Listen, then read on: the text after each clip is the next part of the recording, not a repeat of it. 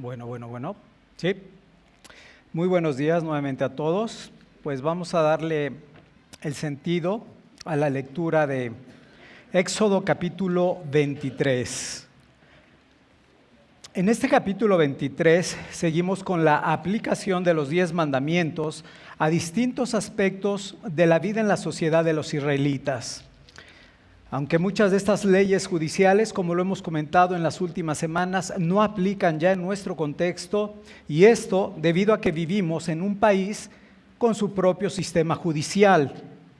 Pues a pesar de esto, el principio moral que se encuentra atrás de estas leyes continúa vigente para nosotros.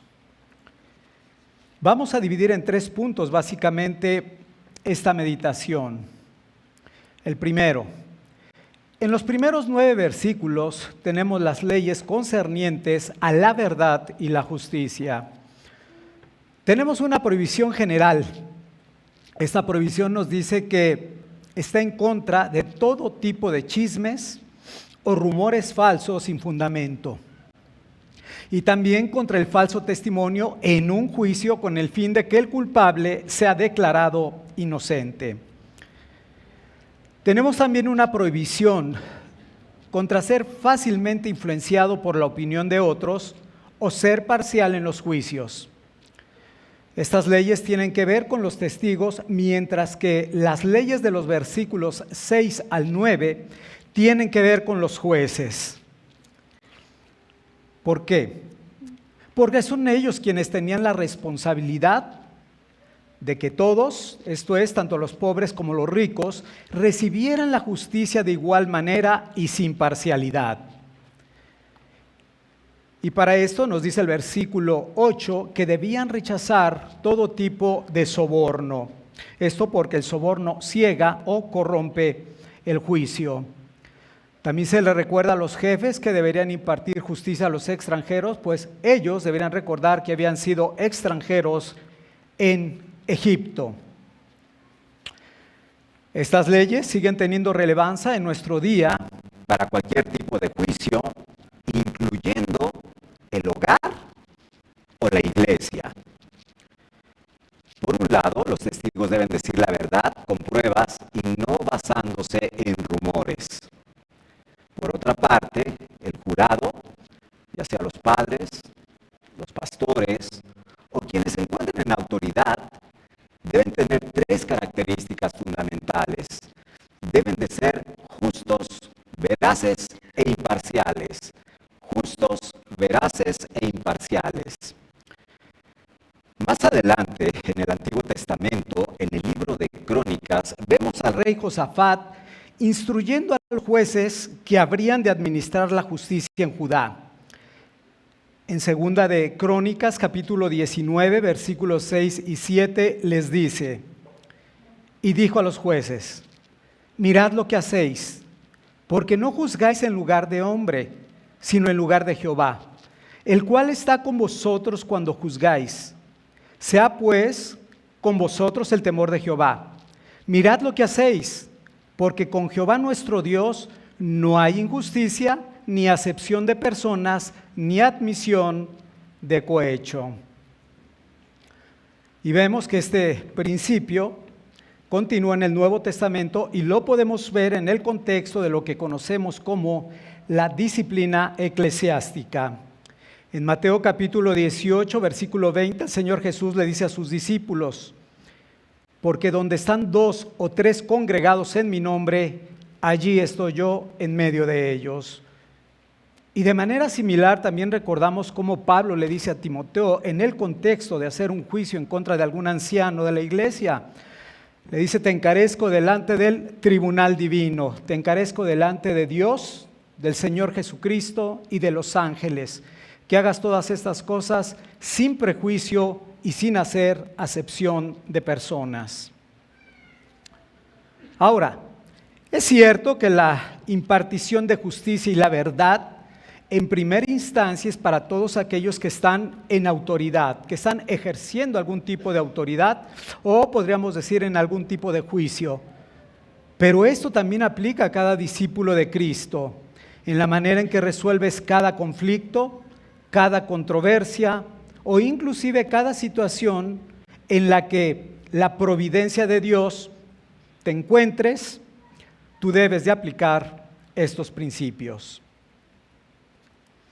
Más adelante, en nuestro libro de Éxodo, en los versículos 10 al 12, se nos reitera que el pueblo debe de guardar tanto el día de reposo cada semana, como también guardar un año de cada 7 años sin sembrar la tierra, para que comieran los pobres, y de lo que quedare también pudieran comer los animales del campo. Ese sería nuestro primer punto. Segundo punto. De los versículos 14 al 19 tenemos tres fiestas que el pueblo de Israel debería de celebrar cada año. Cada una de estas fiestas testificaba la gracia de Dios en sus vidas y tenían el propósito de que el pueblo de Israel recordara que Dios los liberó de la esclavitud de Egipto. Pero también estas leyes ceremoniales, recordemos que prefiguraban la salvación que Dios nos da o nos proveería en Cristo. La primera es la fiesta de los panes sin levadura, como lo vemos en el versículo 15. Esta fiesta era celebrada después de la Pascua y tenía el propósito de que celebraran su liberación de la esclavitud y que el pueblo había salido deprisa de Egipto. Para esto debemos recordar que la levadura en la Biblia simboliza el pecado y su crecimiento. La levadura en la Biblia simboliza el pecado y su crecimiento. Al comer entonces panes sin levadura, estaban simbolizando que los israelitas quitarían el pecado de sus vidas. Y esto nuevamente nos da una ilustración de la santificación que el Señor Jesucristo hace en nuestros corazones cuando nos salva. El apóstol Pablo lo dice de la siguiente manera en Primera de Corintios capítulo 5, versículos 7 y 8. Primera de Corintios capítulo 5, versículos 7 y 8.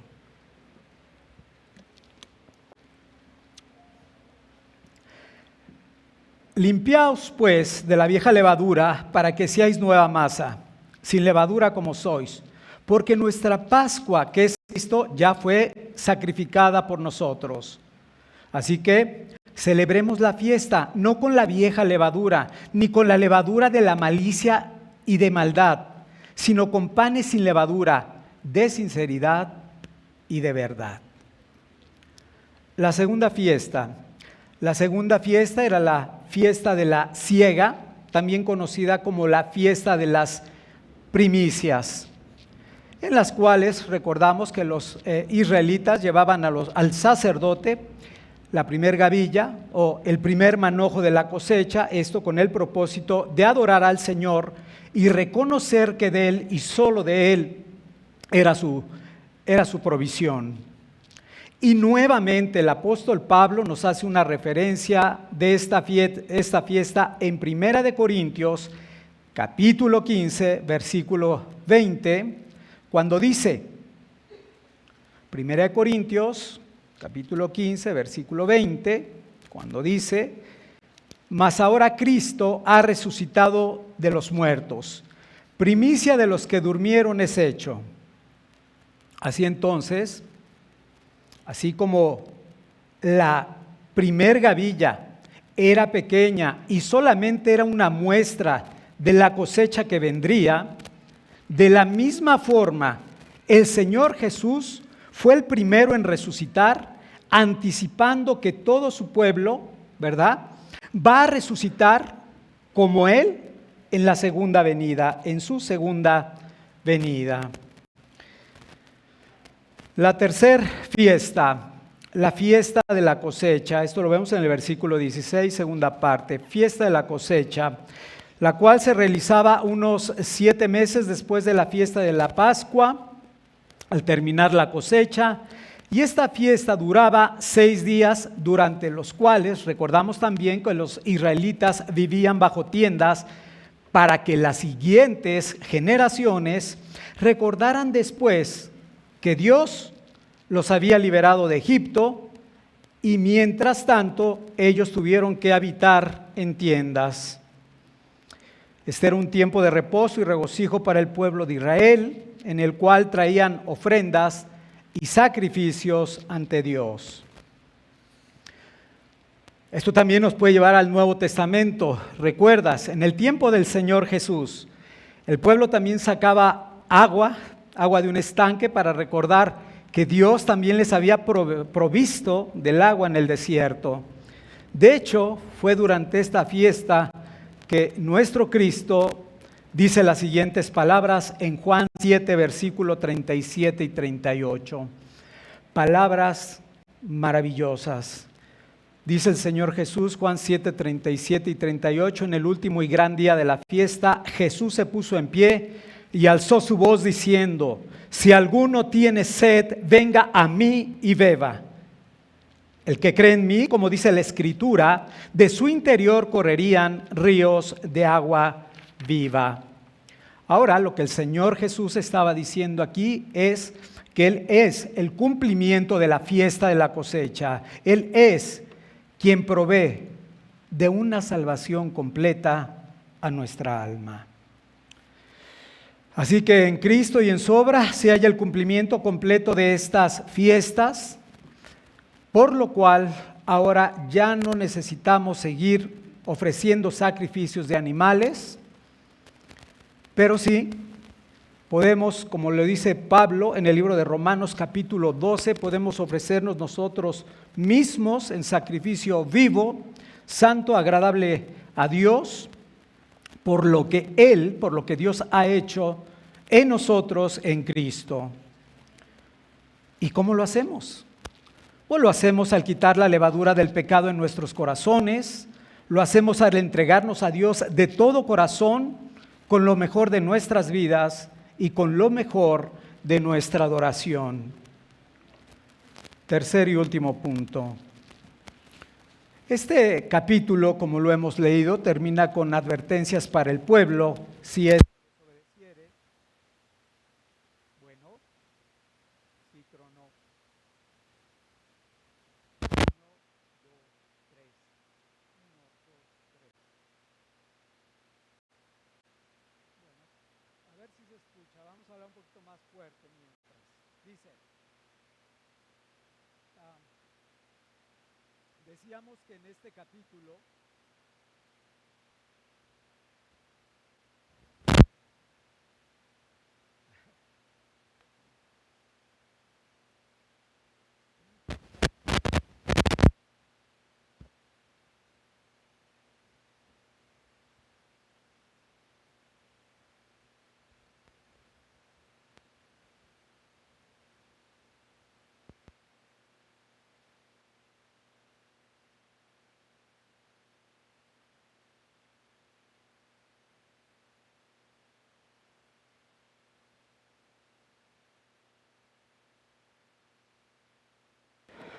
retomamos el tercer punto. Decíamos que este capítulo termina con advertencias para el pueblo de Israel si éste desobedeciera y también con promesas de bendición en caso de que obedeciera.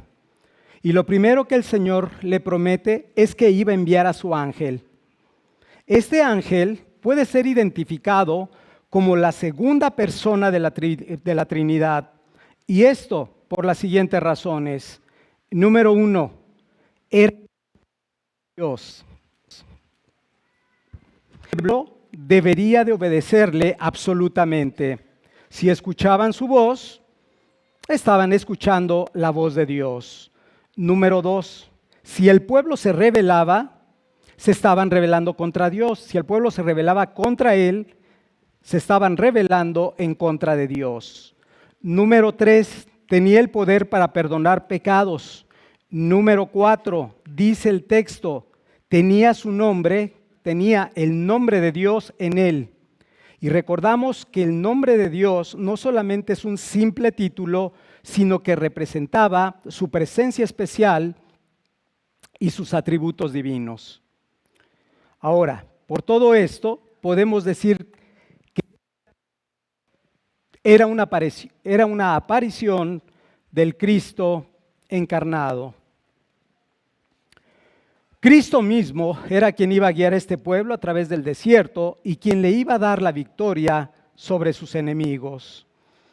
Y de la misma forma, Cristo prometió estar con nosotros, con su iglesia, todos los días hasta el fin del mundo. Cristo es el mensajero de Dios que nos trae las buenas nuevas de salvación y a quien debemos escuchar. Él es el resplandor de la gloria del Padre, la imagen misma de su sustancia. Él es quien nos llevará seguros hasta la presencia de Dios.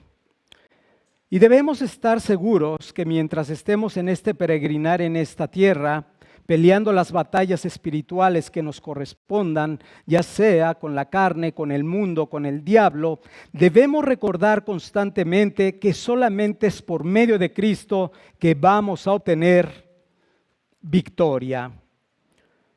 Y por eso debemos orar continuamente que el Señor nos fortalezca en Él y en el poder de su fuerza.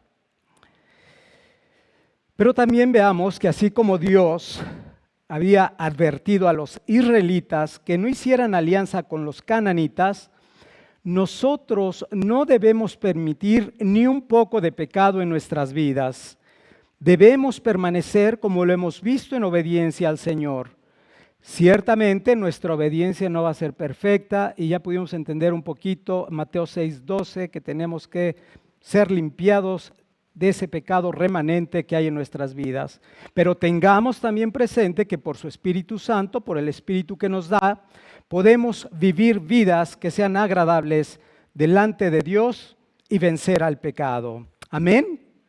Amén. Finalmente, si no estás en Cristo y permaneces en tus pecados, tú eres su enemigo. Como lo leíamos al principio en el versículo 7. Él no justificará al impío, sino que será juzgado por su maldad. Escrito está que Él no tomará por inocente al culpable. Así que solo puedes ser librado de ese juicio si pones tu confianza en Cristo, quien ya pagó por nuestro castigo y guardó la ley perfectamente en nuestro lugar. Y fue por esto que ahora podemos ser declarados inocentes y perdonados delante de Dios. Amén. Amén. Puestos en pie, por favor, sigamos adorando a nuestro Dios con cantos, salmos